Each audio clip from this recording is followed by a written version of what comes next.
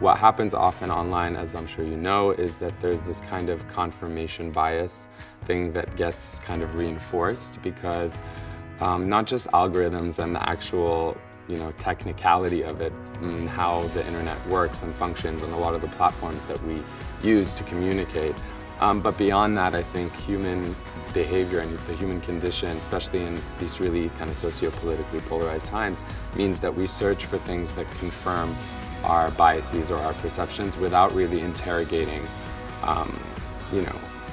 or being even aware that that's what we're doing. We need to dialogue not just with each other, of the people who potentially have the same viewpoints.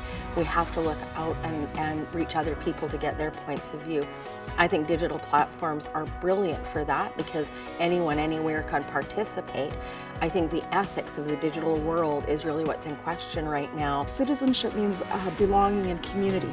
So we're looking at that belonging, that sense of community in the digital sphere. And a lot of people discount that. They don't think it's important. But what people like the Dangerous Speech Project have found out is that whatever happens online happens offline. And we're seeing that. We're seeing that with the increase of hate speech, political signs that have Nazi symbols on them. We're seeing how that hate and that freedom online to say nasty things is transferring to violence and threats and things offline.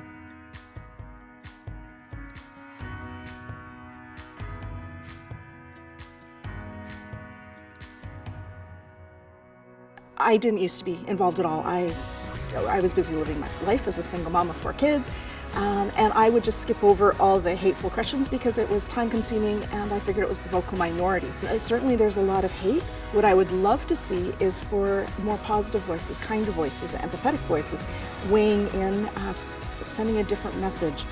And I'm hoping eventually, if enough people speak up, we can create actual discourse online. I can contribute to things, I can push things that I believe in. I can make them know that, you're not alone.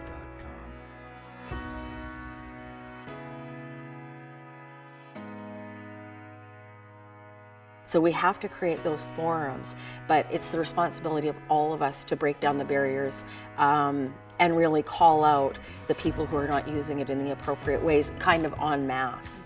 I would say to someone who's discouraged about taking part in discussions online, I don't blame you. It's become pretty unpleasant out there. And I think what we need to do now is reclaim that digital space for everybody and make it a better place for discussion and for people to come together and participate in the digital public square. And I think that despite living through very polarized times, it's for that reason that it's all the more important that people who might feel disillusioned by kind of how polarized things are and all that online hate and things that you referred to, participate in the conversation rather than just disengage. It's okay to feel discouraged. But at the same time, if you are being discouraged from engaging online, you're being silenced, and that silence itself is a statement.